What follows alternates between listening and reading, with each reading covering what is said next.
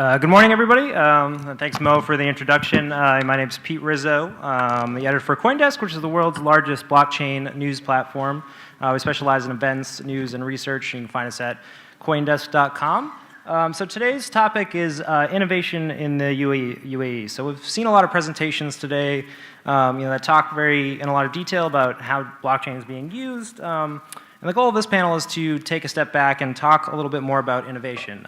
You have a new exciting technology like blockchain, and there are other technologies that have taken similar paths to market and they've advanced in certain ways, and there are certain learning lessons that the technology community has learned through these processes. So I think this will look more at the big picture kind of challenges that blockchain is likely to face through the lens of some other success stories in the past. So I'll go down the line here and introduce our panelists. So we have first to my right here, Victor Kiriakos, Managing Director for Flat 6 Labs, which is a startup accelerator.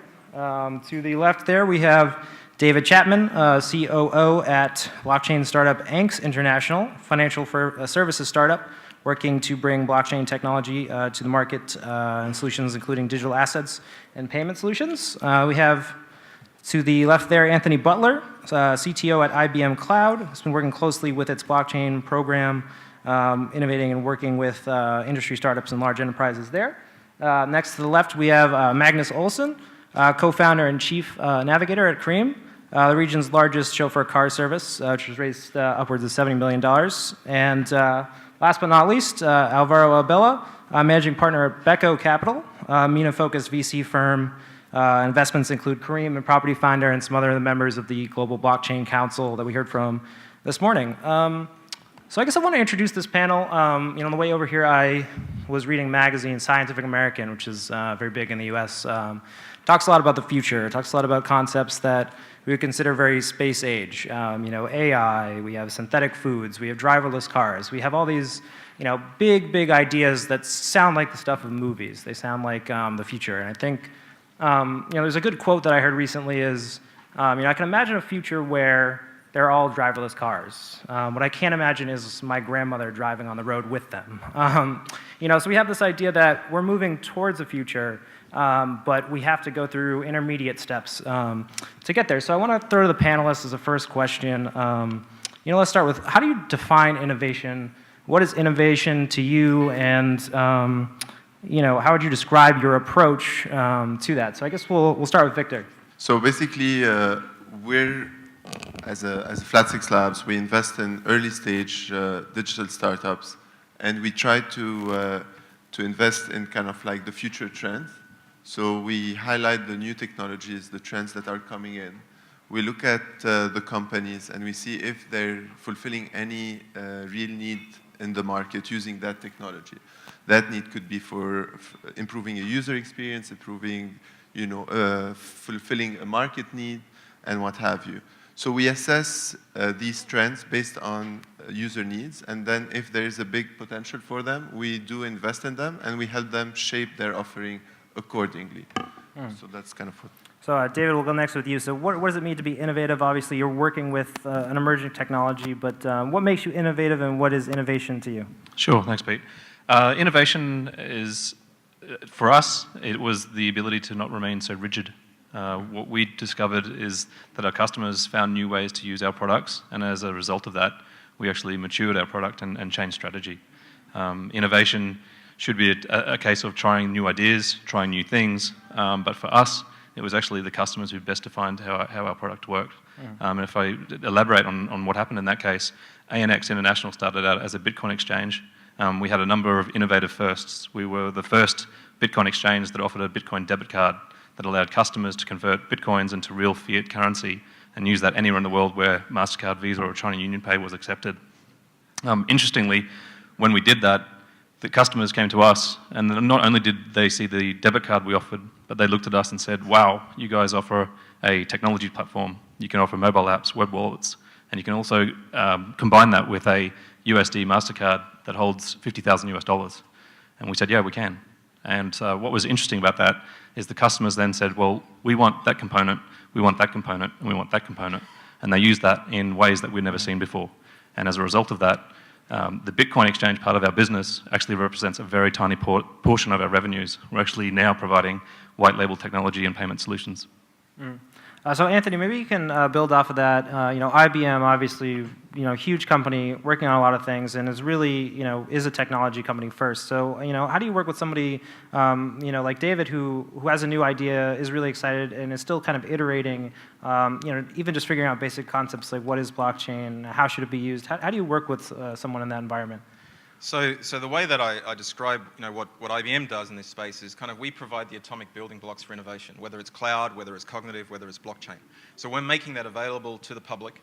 We're supporting the ecosystem to develop new ideas. We're working with large startups, small startups, working with incumbents, working with enterprises of all types.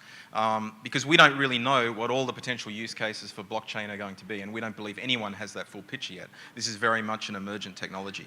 So if I use blockchain as an example, early last year, the corporation made a decision that blockchain was something that was going to be absolutely fundamental, not just to the future of our company, but would ultimately transform many of the industries that we work with on a day-to-day basis. Whether it's public sector, whether it's private sector, that blockchain would really deliver transformational value and allow us to reinvent business transactions that in many cases, such as the letter of credit or double entry accounting, haven't been modified or haven't been transformed for hundreds and hundreds of years. So it was really a transformational technology. So to that end, what we did is we took 44,000 lines of code. We opened that to the public. We worked with the Linux Foundation to help create the Hyperledger project. And we're trying to embrace the ecosystem, right? Whether it's incumbents, whether it's enterprises, or whether it's startups, and make all of that technology available in the hope that, that this really takes off. Okay. So Magnus, I guess let's pull out a little bit. So you guys, you're a startup. You've been around. You're working with whole different emerging technologies. Also on the blockchain council. So what is innovation to you as a startup at this stage? That has scale. How do you still innovate? And what is innovation to you now? Is it different than when you started? So good morning, everyone. Awesome to be here. So many of you might know Careem, and you know us as a transportation provider or a car booking service, which is what we are. But the mission of Careem is to simplify and improve the lives of people. And I believe that simplifying and improving lives of people is a lot about just reducing friction. And we started by reducing friction in the transport space, but we're quite excited about reducing friction in other verticals as well as we grow and capacity. When I think about innovation, and I guess I represent the startup on the panel. It is all about being super agile. You don't know what the final end product will look like, so you have to start super small and then just iterate from there. And just to kind of put some color on this for the room, when we started Careem, which was first day of Ramadan in 2012, this was 22nd of July, we said, let's do the first ride within 5 weeks. And within 5 weeks, we did our first ride without any technology. We had a list of captains that we had met in the airport. We wrote these SMSs by hand. Your car is on the way. We had nothing, right? And still today, we have a vision for where we want to go, but then we drive the organization on 2-week cycles. So we work in 2-week sprints in a very agile way. So when I think about innovation, it is that, sure, you need to have your antennas out for the big things that are going to come. And we're looking at blockchain. We're looking at maybe offering Bitcoin as a payment option as a very specific example. But we also don't try to assume that we know where things are going to go. So you need to just be very agile. And you need to be very collaborative. And I think that comes to the whole smart city, smart Dubai vision as well, that at the end of the day, you need to create a platform where people can innovate, because the innovation will come from, it's a collaborative innovation. You need to have small entrepreneurs like us coming together with government entities, semi-government entities, and big technology partners, providers, and investors, and then that's when the magic happens. Right. So I think the thing that will make innovation happen is to create that ecosystem where all these different parties can coexist and do cool stuff together. So Alvaro, I guess I'll talk to you about this. So there are a lot of really interesting ideas, and even Magnus, where he'll say even this far into the startup process, he's not sure where he's going. So how do you, as a someone on the capital side, choose an idea and say this is going to be a business, this person is going to create a business? How do you kind of make that determination? What drives your decision making there? So I guess as a venture capitalist, the nature of the beast is you have to have that very long-term view. And going back to something you started with, American Scientific, I think when people talk about innovation and high tech, traditionally everybody has looked to the West, to the U.S., Silicon Valley specifically, right? But I think that is probably not the case anymore, and will not be probably moving forward. If you read Brad Feld from Foundry Group's Startup Communities, he talks about how innovation is actually being sparked everywhere across the world. Why? Because you have readily available access to technologies at a lower cost on an ongoing basis. You have a very distributed and mobile talent base thanks to globalization. You obviously have also mobility of capital. And I guess as a venture capitalist, that's why we're here. We take that very long-term view of 10 years down the road. I came here in 2005, and definitely you couldn't order food online through an app.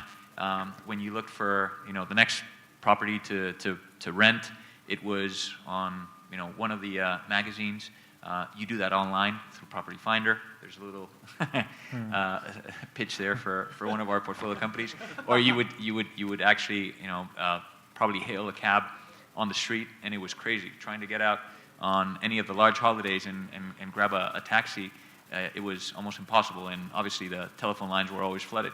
Yeah, so you really have to take a long-term view and say, how are you going to conduct your everyday life? Whether it's moving from one place to another, where it's looking for the next place to eat, whether it's getting on a plane, what have you. I think definitely over the next 10 years, we're going to see many different changes across our region, and predominantly because you have this legacy infrastructure, which in places like the Middle East, where you have the option to leapfrog a lot of these both hard and social infrastructures, is great opportunities there.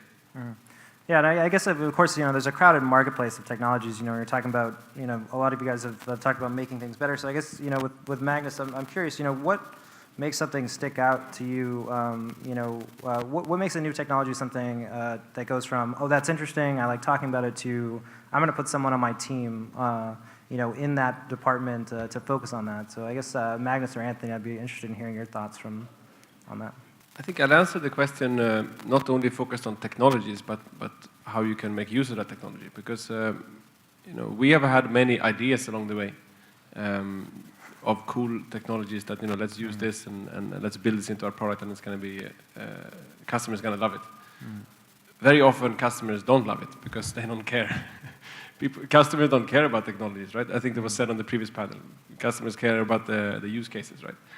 So for us, for example, we have spent a lot of time over the last year to build a lot of technology for smarter dispatching, particularly related to a use case where a customer wants to book a car on a repeat basis. And this came to us this didn't start as a technology idea. This started as a customer use case idea. So one of our largest markets is Saudi Arabia. In Saudi Arabia, currently, women don't drive. The Saudi government estimates that between 3 to 4 million female in Saudi additionally would work if they had a way to get to and from work. That's 3 to 4 million people. What do they need? They need a reliable service for everyday basis, so that they can say, pick me up at home at 8 a.m. every morning and take me to work and take me back. So this was more of a product-led innovation. And I think as a startup, as a consumer-based startup like we are not driving technology innovation. We're driving product innovation, and then we plug in the relevant technology where it fits. Right?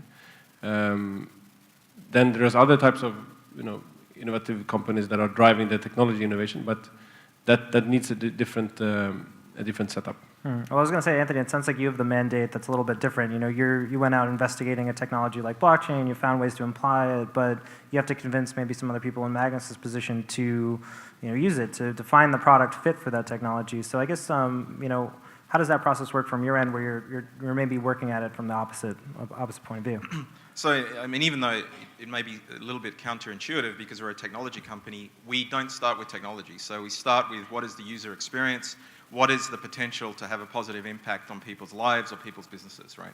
So that's why blockchain is interesting to us as a company. It's not because it's a cool technology, it's not because, you know, it's a trend, it's because it can actually make a difference to how people interact with each other, how they interact with governments, and how businesses can interact. So we start, you know, with thinking, what is the potential for this to transform human experience? And based on that, we understand whether the technology is something that we want to invest in and we want to develop and eventually promote to our clients and to the broader ecosystem. So we still start from the same point as Magnus started from.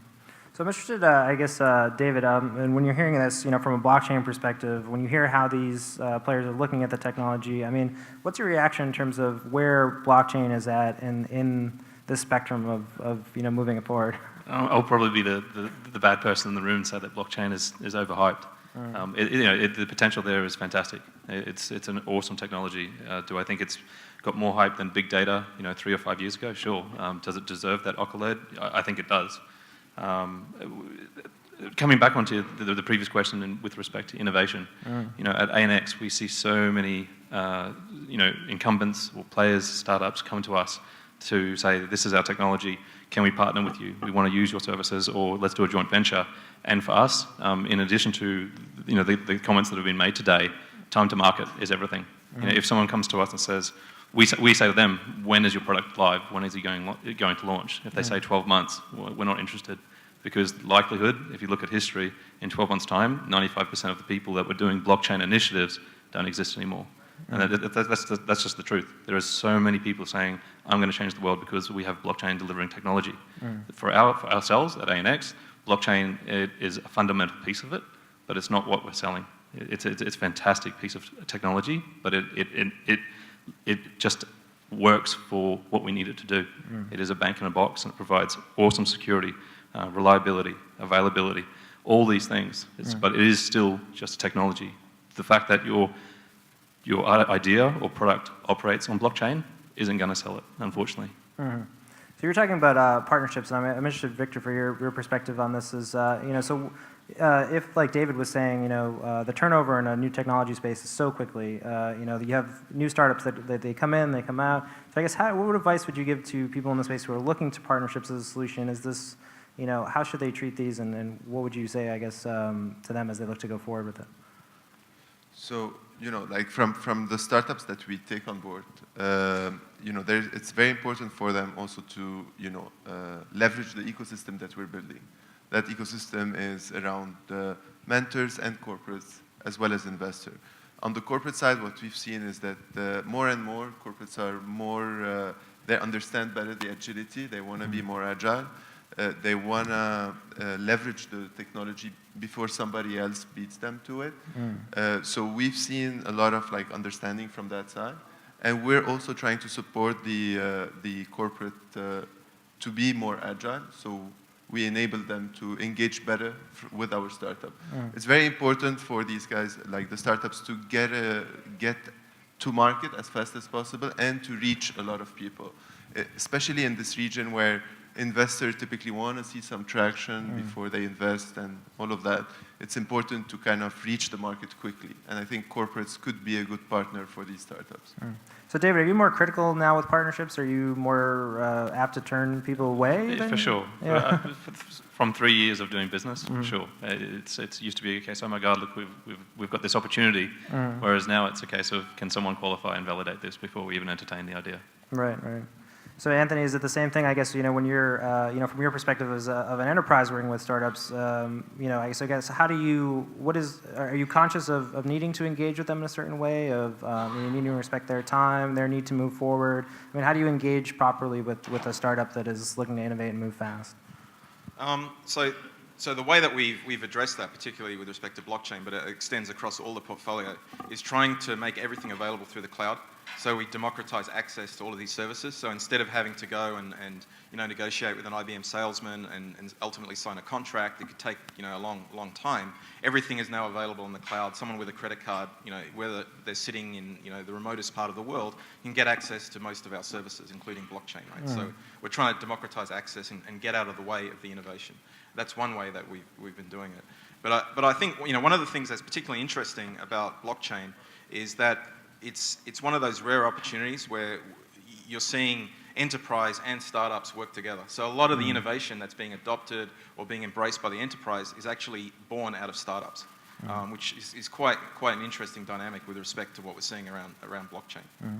So I guess I want to turn the conversation a little bit right now, to innovation, just the dynamics between markets around the globe. I think, a lot of cases we've seen emerging markets. The strategy is sometimes to take innovation from elsewhere and then adapt it to a local market. So we see things like, you'll have a solution like eBay, and then you'll see the eBay of Latin America, or the eBay of Australia, or the eBay of Africa. You'll see a lot of startups where their inclination is to play to their strengths, take an existing business model, and adapt it with a local strategy. So I guess, Magnus, I'm interested in your take on this. How do you as a region, how do you potentially leapfrog or potentially change that kind of narrative? You want to answer? So I guess you might implying that there are companies that are doing similar stuff to us in other parts of the world. I haven't heard of any actually. So I think this comes back to like what Alvaro mentioned, and was mentioned as well by, I think, Anthony, that what's really cool in this part of the world, I've been here for 10 years, I'm originally from Sweden, is that there is a lot of white space to do innovation, because there's a lot of old bricks and mortars that is not, bricks and mortars that become very old legacy in whatever industry vertical you look at. That's not there and blocking it, right? But there's also a lot of things that are not in place that a small startup like us, it would be great to innovate on top of. In the process of starting Careem, we were like, oh man, we should start a bank, we should start a telco, we should start a lot of things along the way, because the things that we needed to just innovate on top, they were not there. So we had to go very deep in terms of building the infrastructure. But when it comes to building, I don't necessarily at all believe in taking something that is successful elsewhere for these reasons and just copying it. For us, when we started, Careem was a corporate booking service. We were solving a local problem. We were previously consultants, so we were serving our previous employer, which needed business transportation as you were traveling. We didn't have an app. We didn't have on-demand booking. We only had pre-scheduled bookings. So we had, so without telling you the whole story, the point of it is that you need to be providing local solutions and local products for the local needs. And those needs are quite different. For us, they're even very different between countries. They're even very different between cities for us. So, the type of customers I have in Riyadh are very different than the type of customers I have in Abu Dhabi, or the type of customers I have in Karachi. And what's top of mind in Karachi, which is safety, whereas in Cairo, top of mind is how to get rid of the traffic. So the key point, I think, is, of course, you can look at global phenomena and global innovation. Take the blockchain. But what you make with it has to be completely tailored to the local market and the local ecosystem, and you need to solve a local problem. If you're not solving a local problem, your thing is not going to work. So I think there was some examples in the previous panel of company registration, which works in a particular way in the free zones, in TCOM. Right.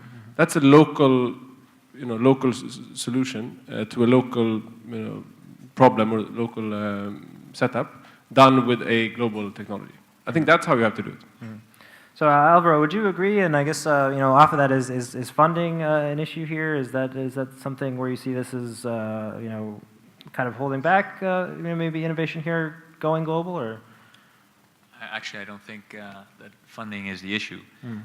Maybe depending on the stage, but I think that's a different discussion for another day. But as Magnus was saying, applying outside concepts to very local problems and local opportunities, I think is something that is very appealing to everybody that comes to Dubai, to the UAE, to the GCC. And I believe it's actually ingrained in the DNA of Dubai. Taking another large story, you know, Emirates Airlines, if I'm not mistaken, started with 2 leased planes from PIA. And from that, they grew into this behemoth of in the travel sector on a global scale. So as Dr. Aisha was saying earlier this morning, you know, the opportunities to avail from the technology innovation and using it, as Magnus is saying, to local problems and making local sectors even more efficient, even more cost efficient, but also less fraudulent, etc. Thinking of logistics, right? Jebel Ali is, I believe, in the top 10 ports in the world, ahead of any city in Europe, South America, or the US. Only Asian cities are, in terms of TEU equivalents, are actually ahead of Jebel Ali. I think it's north of 15 million containers processed through Jebel Ali on a yearly basis. If you can apply blockchain technologies to make that more efficient, reduce fraud, et cetera, the potential is enormous. So I think, again, we're here to continue to back those startups and those initiatives that are able to avail global solutions for very localized problems. Yeah, I want to talk a little bit about the role of government in this process as well. You know, specific to blockchain, I think we've seen, you know, in the U.S. and the U.K., we've seen some very different approach from global regulators. I think, you know, in the U.S. Was one of the earliest in 2014.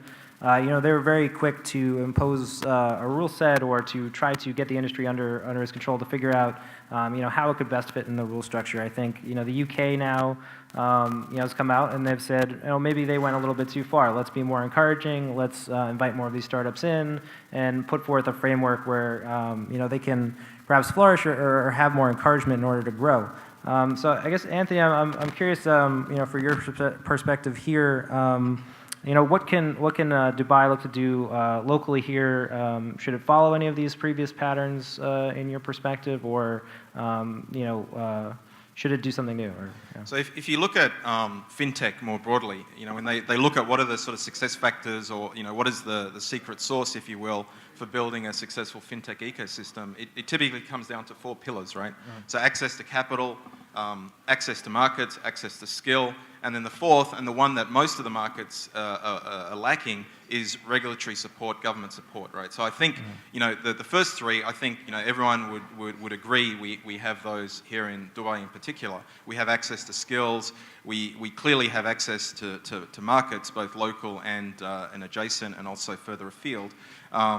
And you know, the fact that we are having this event shows that the government is supporting it, right? So I think, you know, rather to your point, I think that Dubai is actually providing an example of what other governments should be doing in terms of how they should support the development of blockchain and its adoption by private and public sector. So rather than look to the US or look to the UK, I think, you know, we're on a track that they should be looking to us.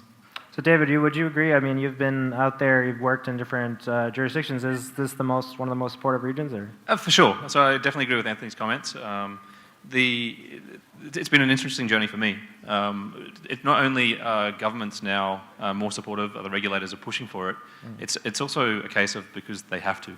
You know, they're watching what's happening around other corners of the globe, and they're almost got this FOMO, this fear of missing out. Right. They need to change. And for me, the most interesting thing, and it's also humorous and equally satisfying, is when I left my investment banking career to do a startup around Bitcoin and blockchain. You know, it was laughed at. It was comical. And what I've seen in the last 3 years is this cycle. It's gone from comical to dismissal, and then to fear, where they're like, oh my God, we're all scrambling. We all need these teams. We all need this technology. To now acknowledgement. You know, 3 weeks ago I was in Singapore at the Cards and Payments Expo, and it's the first conference I've been to where there are major players. You know, we're talking Credit Suisse. You know, all your investment banks are on stage now, and they're not saying Bitcoin is never going to work. What they're instead saying is they've acknowledged that decentralized technologies are going to change the world.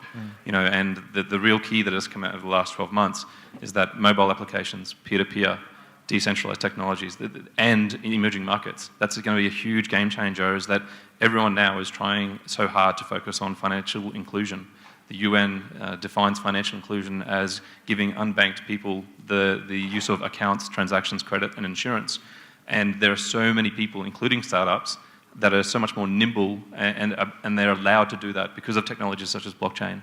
And what I predict and what I anticipate seeing is that if these products work so well in the emerging markets, they'll come back into the developed countries, into the Western world as well, and they'll leapfrog these huge behemoth banks that haven't changed their ways since the 60s. So it'll be a very interesting time over this next 5 to 10 years. I think it'll be a radical shift. So Victor, I guess are these new patterns? Is this a specific kind of trend that's developing with blockchain, or is this kind of similar pattern with other technologies in the past? So on the fintech side, what we've seen is basically from Abu Dhabi, for example, we're working closely with the regulator, who's the Abu Dhabi Global Market Regulator, who wants to kind of push that ecosystem. And as Anthony was saying, he's taking care of that piece, which is the regulation, which is a very good stepping stone to really create that fintech ecosystem. Similar to what we've done, for example, with the media zone, where we've created an ecosystem around media startups. So I think there is a good understanding in the UAE of the importance of fintech in general. What we also seen personally in other countries is when the regulation is not there, some of the players, the financial institutions, are trying to push the regulator. So for example, in Cairo, we're going to be launching a fintech program with an international bank. And the regulation there are not really that prominent. However, the bank wants to kind of push that agenda and felt that doing a program, a fintech program, running it and showcasing the startups might drive the regulation. So it depends really on each market. So some regulators are much more advanced than others, but the opportunity is there and people are willing to push forward. I think we've also often heard when you speak to startups, they're really quick to say that regulation, I guess, is holding back the environment. It sounds like here that's not the case. So I guess David, I guess if blockchain isn't being held back by regulation, what are the biggest pain points for the technology? How does it move forward from here? I think it is market by market in terms of regulator approval and support. In Hong Kong, for example, where ANX is based, virtual currencies are still unregulated, and there doesn't seem to be a huge drive as much as there is an acceptance that is happening. The other thing that really hinders every startup, especially one that focuses on new technologies and uncommon themes, is banking support. Banks do not want to help you. That's what I've found. There are very few banks that are willing to say, we understand what you're doing. Yep, you're probably a threat to our business. We're going to offer you banking support. It just doesn't happen. And that seems to be, at least in my limited experience, is still the one part which is still proving very hard to change. And we have banks that do actually partner with blockchain companies, but then we find out that's an exclusive arrangement and it can't get opened out to other players. So they are very selective. Is it moving? Yes. Is it moving fast enough? In my opinion, no. Anthony, would you agree with that perspective? I mean, is it really a case of these banks and institutions are willing to work with startups in one respect, and in the other respect, not help move their business forward? Yeah, I would agree. And the other challenge that we have is around, because if you think about the value proposition of blockchain, it really involves business networks. So you have multiple participants. So there's challenges around how do you coordinate those participants and how do you convince them of the value of blockchain. So there's still a lot of education that needs to happen in some markets. UAE is probably much further advanced in that respect than some of the others. But I think people are still understanding what is the potential of blockchain and what are the use cases. People tend to think it's only related to Bitcoin and very specific financial services sector possibilities, but there's a lot of others that are also being explored around supply chain provenance and so on and so forth. So I think there's an awareness that needs to happen as well. So Magnus, I think anything you can offer, I guess, as somebody who's worked with emerging technologies, has reached a bit of scale. I mean, is this something that has a parallel in the work you've done? I think it depends a bit on what use case you're trying to implement, right? If you can find something small that you can start small and scale, then you can just let the entrepreneur, start, and they are going to be the best at innovating and starting something and then scaling it. But if you're going to implement this in an area of society that is kind of for the public, for the broader public good, be it like identification or property registry or financial transactions, then it's tricky to start that as a at a small scale in a corner somewhere, right? We could start with 5 cars in Dubai, and then we grow to 10, and then 100, and whatever, right? So to make that happen, I think then you need to have the government to help to both facilitate the collaboration, because we said it, a bit like what's happening on the blockchain council, that people actually come together, and also maybe to interfere to break up any sort of monopolized positions in some industries that would not allow others to come in, right? So I think it depends a bit on what vertical and what use case you're trying to get into. Is there room for something to grow organically and then become big? Or is it just kind of a binary thing? There's one system of identification. Either it's on this new technology or it's not. Like it's a bit more binary, right? So Alvaro, would you agree? Or?